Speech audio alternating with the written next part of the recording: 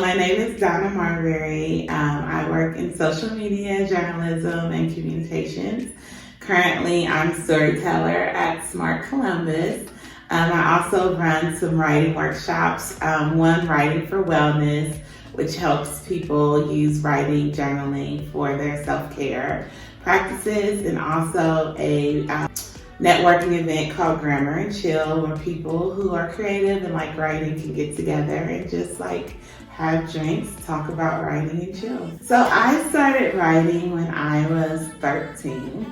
I had the diary with the little lock on the side, and that was my real like safe space. So I could be super happy and dream big, but then like mad at my little middle school boyfriend and everything that was going on in my life. I was able to process it, whether it was a real emotion or thing or not.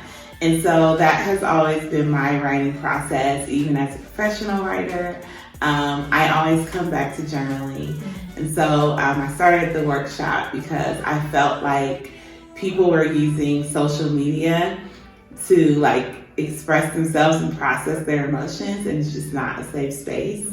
And so it's really important that you can come back to paper and pen and write in a safer space and be able to think more about how you're feeling and not have the world judge what you're feeling. I think there's magic in the actual physical process of taking paper and pencil and putting it together. It is a more direct way to think about how you're feeling. With other arts, they are definitely valuable to self-care, but they can be abstract. And so I think with writing, it forces you to kind of get to the meat of how you're feeling and commit to it, even if it's committing in the moment. Your thoughts and feelings might change, but they're valid. And I think giving yourself the space to say, I'm angry, or I want to do something crazy and big and beautiful, like you should be able to document that and learn from it in the future. Having the physical act of putting that on paper is really valuable to me. If there's a song that I like in a certain words they use or certain part, I will play that song over and over and over and write to it and just kind of free write. And even if I'm mimicking their words, it will get me to a place where my words start flowing.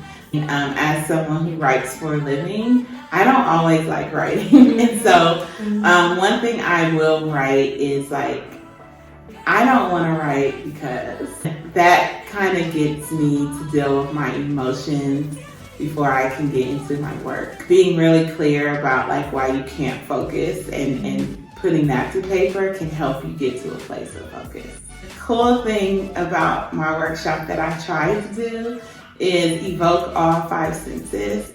And so on a perfect writing day, like I'll get my snacks, I'll get a candle, I'll get like something fuzzy to wrap myself into, and it's usually my favorite color.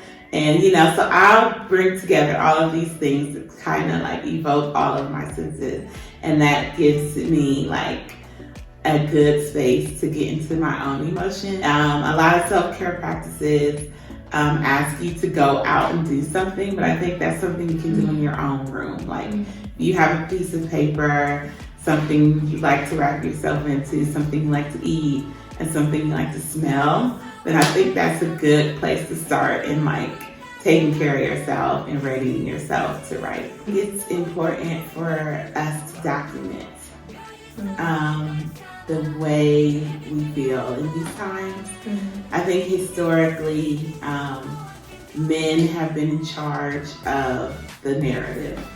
And what gets lost in that is the emotion and the sadness and hope that women and people of color and others who don't have the power bring to the table. And that gets lost. I was reading something the other day about a woman who made all the meals for the civil rights activists and her story.